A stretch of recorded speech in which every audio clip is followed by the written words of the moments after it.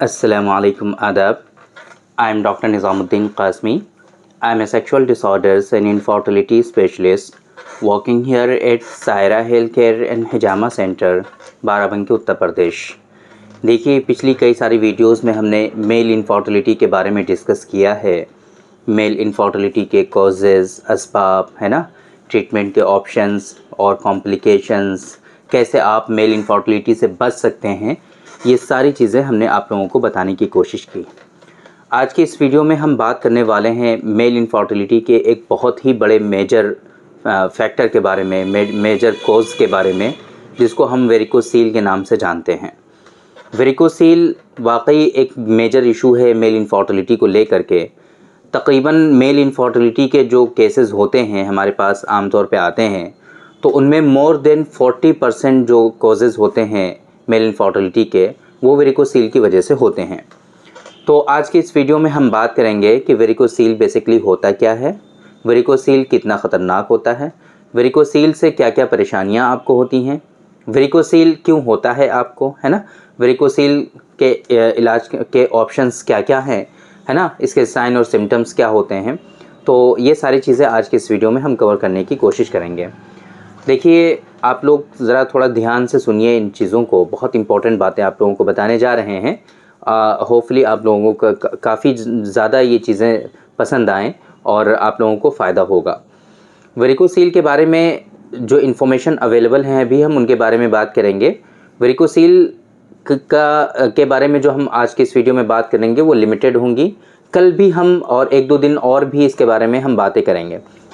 मतलब कि कुछ पार्ट वेरिकोसील का कुछ पार्ट जो है वो हम आज डिस्कस करेंगे, कुछ पार्ट जो बचा रहेगा वो कल, और बाकी परसों। इस तरीके से हम वेरिकोसील को डिवाइड करके कई सारी वीडियोस में डिस्कस करेंगे। तो आज की इस वीडियो में बेसिकली एक जनरल इंट्रोडक्शन हम बात करने वाले हैं वेरिकोसील का।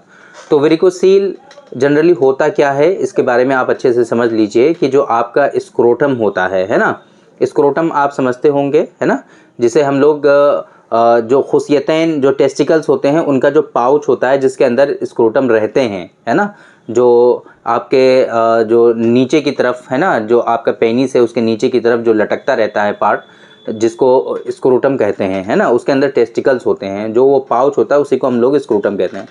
उसकी जो वीन्स होती हैं, है ना, उनकी वीन्स में स्वेलिंग हो जाती है, वो फूल जाती हैं, तो उसको उसी कंडीशन को हम लोग वेरिकोसील कहते हैं। आप लोगों ने एक कंडीशन और देखी होगी या सुनी होगी जिसको हम लोग वेरिकोज वेन के नाम से जानते हैं, वेरिकोज वेन। तो वेरिकोज वेन आमतौर पे हमारे लेग्स में होता है। ऐसे लोग जिनका काम है ऐसा कि जिनका प्रेशर जिनके पैरों पे बहुत ज़्यादा पड़ता है, तो उन लोगों को वेरिकोज वेन हो जाता है। आमतौर पे रिक्शा पुलर जो होते हैं, जो रिक्शा चलाते हैं, है ना, जिन लोगों का खड़े रहने का काम बहुत ज़्यादा होता है, तो उन लोगों में वेरिकोज वेन होता है। तो उसी तरह की ये कंडीशन होती है जो आपके पैरों में ना हो करके जो आपके स्क्रोटम की जो वीन्स होती हैं उसके अंदर ये कंडीशन डेवलप हो जाती है। तो उसी को हम लोग वेरिकोसील के नाम से जानते हैं। वेरिकोसील जो होता है ये आम तौर पे पेनलेस होता है। आम तौर पे वेरिकोसील के कोई सिम्टम्स होते ही नहीं हैं। बहुत मर्तबा ऐसा होता है कि पेशेंट्स को वेरिकोसील होता है और उनको पता भी नहीं होता। जब उनको इनफर्टिलिटी होती है या फिर कोई और दूसरी प्रॉब्लम होती हैं और उसकी वजह से कोई स्कैन कराया जाता है, तब वेरिकोसील फाइंड हो जाता है, एक्सीडेंटली फाइंड होता है। आमतौर पे ऐसा होता है। लेकिन कुछ लोगों में डल पेन होता है, कुछ लोगों में वेरिकोसील को लेकर के थोड़ा थोड़ा डल पेन होता है, फिर चला जाता है, फिर दोबारा होता है, फिर चला जाता है। इस तरीके से डल पेन होना स्टार्ट हो जाता है। कुछ लोगों में ज़्यादा पेन होता है तो फिर वो लोग इस दर्द की वजह से ही स्कैन कराते हैं, तब जा कर के फाइंडिंग होती है वेरिकोसील की। तो ये सारी चीज़ें होती हैं वेरिकोसील में। लेकिन वेरिकोसील से जनरली कोई परेशानी नहीं होती है। बहुत मरतबा लोग क्वेश्चन करते हैं कि क्या वेरिकोसील सच में बहुत ख़तरनाक कंडीशन है, बहुत बड़ी बीमारी है। तो मेरे हिसाब से देखिए, ऐसी तो कंडीशन हरगिज़ नहीं है कि लाइफ थ्रेटनिंग हो। वेरिकोसील ऐसी कोई कंडीशन नहीं है कि जिसकी वजह से आपकी मौत हो जाए, जिसकी वजह से आपकी ज़िंदगी के पर बुरे असरात पड़ें। लेकिन हाँ, जो लोग बच्चा प्लान कर रहे होते हैं, जो लोग बेबी प्लान कर रहे होते हैं, जिनकी प्लानिंग ये होती है कि हमारा एक बच्चा हो, और वो कोशिश कर रहे होते हैं कि उनकी वाइफ प्रेग्नेंट हो, बट वेरिकोसील की वजह से उनका स्पर्म काउंट कम हो जाता है, स्पर्म काउंट या तो बिल्कुल कम हो गया, ज़ीरो हो गया, जिसे एजोस्पर्मिया कहते हैं हम लोग। तो अगर ऐसी कंडीशन हो गई है तो फिर क्या होगा कि अब उनके लिए ये जाहिर सी बात है एक ख़तरनाक कंडीशन तो है ही, उनके लिए तो मेजर इशू है ये। तो वेरिकोसील जाहिर सी बात है डायरेक्टली ऐसा कोई इशू नहीं है, इवन ऐसा हरगिज़ नहीं है कि वेरिकोसील की डायरेक्टली सर्जरी भी नहीं की जाती। वेरिकोसील कोई ऐसी कंडीशन नहीं है कि डायरेक्टली इसकी सर्जरी हम करा दें, है ना। वेरिकोसेरेक्टमी जो होती है वो डायरेक्टली नहीं कराया जाता है, इसको ऐसे ही छोड़ दिया जाता है कि कोई बात नहीं, इससे कोई परेशानी नहीं होती है आपको। इन केस अगर आपको कोई परेशानी होगी तो आप दोबारा से हमसे कंसल्ट करें, जो डॉक्टर्स होते हैं वो ये कहते हैं इसके बारे में, ठीक है। लेकिन वेरिकोसील अगर है आपको और आप जो है इनफर्टिलिटी के शिकार हैं तो फिर ऐसी कंडीशन में आपके लिए ये बड़ी परेशानी हो सकती है और इसके लिए प्रॉपर ट्रीटमेंट आपको लेना चाहिए। वेरिकोसील मैंने आपको स्टार्टिंग में ही बताया कि वेरिकोसील जो है आम तौर पे 40% लोगों में होता है ना। मतलब कि मेल इनफर्टिलिटी के जो केसेस होते हैं उनमें 40% जो कॉज होता है वो वेरिकोसील होता है, वेरिकोसील होता है। तो वेरिकोसील इतना छोटा मोटा इशू भी नहीं है, तो इसको थोड़ा सा आपको लाइटली नहीं लेना चाहिए। प्रॉपर वे में अगर वेरिकोसील है आपको तो सही से कंसल्ट करना चाहिए, प्रॉपर ट्रीटमेंट आपको ज़रूर लेना चाहिए वेरिकोसील के लिए। वेरिकोसील के बारे में एक बात ये पूछी जाती है, बार बार ये क्वेश्चन होते हैं कि क्या वेरिकोसील से इरेक्टाइल डिसफंक्शन हो सकता है कि नहीं, है ना। ये बार बार क्वेश्चन करते हैं लोग, क्या वेरिकोसील से इरेक्टाइल डिसफंक्शन हो सकता है। तो देखिए रिसर्चेज ऐसी बिल्कुल अभी तक नहीं है और ये बिल्कुल ऐसा कहा नहीं जा सकता है कि हाँ वेरिकोसील की वजह से इरेक्टाइल डिसफंक्शन होता है या नहीं होता है। लेकिन वेरिकोसील के कॉम्प्लिकेशंस में हम जब देखते हैं तो ये बात समझ में आती है कि वेरिकोसील की वजह से आपके अंदर काफ़ी ज़्यादा हार्मोनल चेंजेस होते हैं और आपका टेस्टोस्टेरॉन का जो लेवल होता है वो काफ़ी ज़्यादा डिक्रीज़ हो जाता है, वो कम हो जाता है। तो अब जाहिर सी बात है कि अगर आपके अंदर हार्मोनल चेंजेस होंगे, आपका टेस्टोस्टेरॉन का लेवल जो है वो कम हो जाएगा, तो इसकी वजह से आपके अंदर सेक्सुअल डिसफंक्शन होंगे और इवन आपके अंदर इरेक्टाइल डिसफंक्शन भी हो सकता है। तो इस तरीके से आपके अंदर इरेक्टाइल डिसफंक्शन हो सकता है, बट डायरेक्टली ऐसा कोई भी अभी तक कॉन्सेप्ट नहीं अवेलेबल है कि जिसमें ये बात साबित हुई हो, या कोई ऐसी रिसर्च अवेलेबल नहीं है कि जिसमें ये बात प्रूव हो गई हो कि आपके अंदर वेरिकोसील की वजह से डायरेक्टली आपके अंदर इरेक्टाइल डिसफंक्शन हो जाए, ऐसा हरगिज़ नहीं है। बट अगर आपके अंदर हार्मोनल चेंजेस होंगे और इसकी कॉम्प्लिकेशंस में आपका टेस्टोस्टेरॉन का लेवल जो है वो कम हो जाएगा, डिक्रीज़ हो जाएगा, तो फिर इसकी वजह से आपके अंदर इरेक्टाइल डिसफंक्शन हो सकता है। ऐसा नहीं है कि इसकी वजह से इरेक्टाइल डिसफंक्शन नहीं हो सकता है, लेकिन वो डायरेक्टली वेरिकोसील की वजह से नहीं होगा, वो आपके अंदर हार्मोनल चेंजेस की वजह से होगा। तो ये आप अच्छे से इस चीज़ को समझ लीजिए।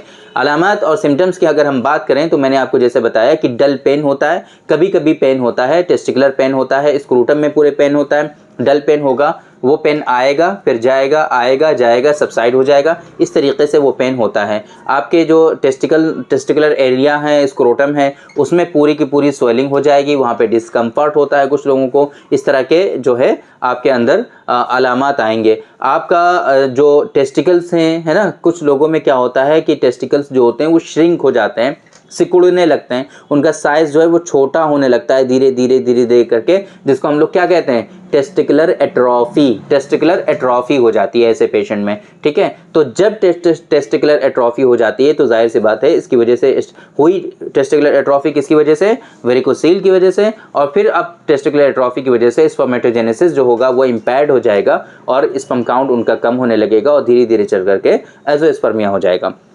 देखिए वेरिकोसील की वजह से मेल इनफर्टिलिटी या फिर कंसीव क्यों नहीं होता है, ये अभी तक अननोन है, इतना ज़्यादा पता नहीं है, बट इसी तरीके से कहीं ना कहीं रिलेशन होता है कि जिसकी वजह से आपके अंदर इनफर्टिलिटी होती है। एक चीज़ ये मानी जाती है कि जब वेन्स में आपके डायलेटेशन हो जाता है, डायलेशन हो जाता है, वो डायलेट हो जाती हैं, तो फिर उस मतलब कि डायलेट का मतलब क्या है कि वेन्स का जो डायमीटर होता है, जो अंदर से एरिया है, वो बढ़ जाता है ना, तभी तो वो वेन्स मोटी हो जाती हैं। तो फिर अब उसके अंदर जितना ब्लड आना चाहिए था उससे कहीं ज़्यादा ब्लड आ रहा है, ब्लड आकर के वहाँ पे रुक भी जाता है, इसी वजह से तो डायलेट होती है वेन्स।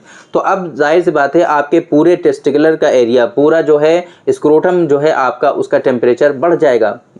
खून हमारा गर्म होता है ना, टेम्परेचर उसका हाई होता है, तो जब वहाँ पे ब्लड बढ़ जाएगा तो फिर क्या हो जाएगा, वहाँ का टेम्परेचर भी बढ़ जाएगा। उस टेम्परेचर के बढ़ने की वजह से ये माना जाता है कि आपके जो स्पर्म होते हैं उसमें जो है एबनॉर्मलिटीज़ आ जाती हैं, स्पर्म उसमें डिफेक्टिव हो जाते हैं, उनकी डेड हो जाती है, स्पर्मेटोजेनेसिस जो होता है वो इम्पेयर्ड हो जाता है। तो इस तरह की कंडीशन होती हैं अगर आपके अंदर वेरिकोसील होती है। बट डायरेक्टली किस तरीके से वेरिकोसील हार्मफुल होता है ये चीज़ें अभी तक अननोन है, पता नहीं है। कॉम्प्लिकेशंस, इसके दो बहुत मेजर कॉम्प्लिकेशंस होते हैं। एक तो ये कि आपका जो टेस्टोस्टेरोन का लेवल है वो कम हो जाता है बहुत ज़्यादा, और स्पर्म काउंट जो होता है वो हो जाता है ज़ीरो, स्पर्म काउंट हो जाता है ज़ीरो। आमतौर पे वेरिकोसील की वजह से ये होता है। देखिए, जिन लोगों में वेरिकोसील होता है उन लोगों में 6-6 महीने पे सीमेन एनालिसिस कराने के लिए, रिपीट कराने के लिए एडवाइस किया जाता है। तो ऐसे लोगों को हमेशा इस बात पे नज़र रखनी चाहिए कि अगर वेरिकोसील ग्रेड 1 ही है आपको, तब भी आप इसमें लापरवाही बिल्कुल भी नहीं करेंगे, और प्रॉपर वे में जो सीमेन एनालिसिस है वो टाइमली आप उसको कराते रहेंगे और देखते रहेंगे कि कहीं आपका स्पर्म काउंट कम तो नहीं हो रहा है। तो ये एक ओवर आज के इस वीडियो में हमने आप लोगों को दिया वेरिकोसील के बारे में। तो वेरिकोसील के बारे में होपफुली आप लोगों को समझ में आया होगा। बाकी और बहुत सारी इन्फॉर्मेशन हम कल भी बात करने वाले हैं वेरिकोसील के बारे में। इसके बारे में इंपॉर्टेंट इन्फॉर्मेशन आपको देने वाले हैं, और बहुत सारी चीज़ें इसके बारे में जो मिथ्स हैं, जो फैक्ट्स हैं, वो हम सब डिस्कस करेंगे, आप लोगों को बताएंगे। तो अगर आपने ये चैनल अभी तक सब्सक्राइब नहीं किया है तो ज़रूर सब्सक्राइब कर लें, ताकि ये सारी वीडियोज़ जो इन्फॉर्मेटिव वीडियोज़ हैं आप लोगों को मिलती रहें और इनसे फ़ायदा आप लोगों को होता रहे। बाकी वेरिकोसील के लिए मेरे हिसाब से आप लोगों को बिल्कुल परेशान नहीं होना चाहिए। सबसे बड़ी परेशानी तो यही है हम लोगों की कि अगर कोई डिज़ीज़ हमारे अंदर डेवलप हो जाती है, कोई बीमारी हमारे अंदर आ जाती है, तो हम उसको लेकर के बहुत ज़्यादा परेशान हो जाते हैं। अपने सरों पर उसको हम चढ़ा लेते हैं, सारी चीज़ें भूल जाते हैं, बस ये बीमारियां हमको याद रहती हैं। ये सबसे बड़ी बीमारी है बेसिकली। वो बीमारियां तो छोटी हैं, बट ये जो कंडीशन है ना, ये सबसे बड़ी बीमारी है। तो इसलिए आप लोगों को बिल्कुल भी परेशान नहीं होना चाहिए। फर्स्ट ऑफ ऑल, अगर आपको वेरिकोसील डायग्नोज हो जाए तो फिर आप लोगों को इसके बारे में पता करना चाहिए कि वेरिकोसील क्या होता है, फिर इसके कॉम्प्लिकेशंस क्या होते हैं, इसके प्रिकॉशंस क्या हैं, वो सारी चीज़ें आपको ज़रूर फॉलो करनी चाहिए। बाकी अभी तक इसका कोई इतना अच्छा ट्रीटमेंट अवेलेबल नहीं है, बट यूनानी सिस्टम ऑफ मेडिसिन में रिसेंटली अभी हमने कुछ इस पे रिसर्चेस की हैं, कुछ तहकीक की, तो पता चला कि हाँ, वेरिकोसील का जो यूनानी का ओल्ड कॉन्सेप्ट है, मादे को जज्ब करने वाला है ना, उस कॉन्सेप्ट पर बेस्ड हमने कुछ मेडिसिन प्रिपेयर की हैं इसके लिए, जिसको हम डॉक्टर कासमीज़ नुस्खा नंबर 145 के नाम से जानते हैं। डॉक्टर कासमीज़ नुस्खा नंबर 145 ये ऐसी मेडिसिन है कि जिन पेशेंट को हमने दिया है, और एक्सरसाइजेज भी बताते हैं हम साथ में, और पेशेंट को हम एडवाइस करते हैं। वेरिकोसील बहुत सारे पेशेंट में अल्हम्दुलिल्लाह जिन पेशेंट को दिया गया है, ज़्यादातर पेशेंट में हमें कामयाबी मिली है। इवन ग्रेड 4 के पेशेंट में वेरिकोसील नील हो गया, ज़ीरो हो गया है। तो आपको बिल्कुल परेशान नहीं होनी चाहिए। इंशाल्लाह धीरे धीरे करके इस तरीके से जो मेजर इश्यूज़ हैं वो सब आपके रिजॉल्व हो सकते हैं, और सारी बीमारियां आपकी ख़त्म हो सकती हैं। तो उम्मीद करते हैं कि आप लोग बिल्कुल परेशान नहीं होंगे, और अगर इस तरह की कोई परेशानी है तो आप डायरेक्टली हमसे कंसल्ट करिए। आपको हमारा हेल्पलाइन नंबर शो हो रहा होगा 9452580944। इस नंबर पे आप कॉल करके हमारा ऑनलाइन कंसल्टेशन के लिए अपॉइंटमेंट बुक कर सकते हैं, या अगर आप हमारे आसपास हैं बाराबंकी उत्तर प्रदेश में, तो आप हमारे यहाँ विज़िट कर सकते हैं और प्रॉपर ट्रीटमेंट आप हमसे हासिल कर सकते हैं। तो उम्मीद करते हैं कि आज की इस वीडियो से आप लोगों को ज़रूर फ़ायदा हुआ होगा और ये चीज़ें आपकी समझ में आई होंगी। तो थैंक यू वेरी मच, बहुत बहुत शुक्रिया आपका। आज की इस वीडियो में इतना ही। कल फिर इंशाल्लाह आप लोगों से मुलाकात होगी एक दूसरी वीडियो में। हम डिस्कस करेंगे वेरिकोसील के बारे में, वेरिकोसील के और दूसरी बहुत सारी जो ज़रूरी इन्फॉर्मेशन है वो हम आप लोगों को देने की कोशिश करेंगे कल की भी वीडियो में। तो आप लोग ज़रूर देखिए वो वीडियो भी। उम्मीद करते हैं कि आप लोगों को वो भी पसंद आएगी। तो थैंक यू वेरी मच, बहुत बहुत शुक्रिया आपका। अस्सलाम वालेकुम।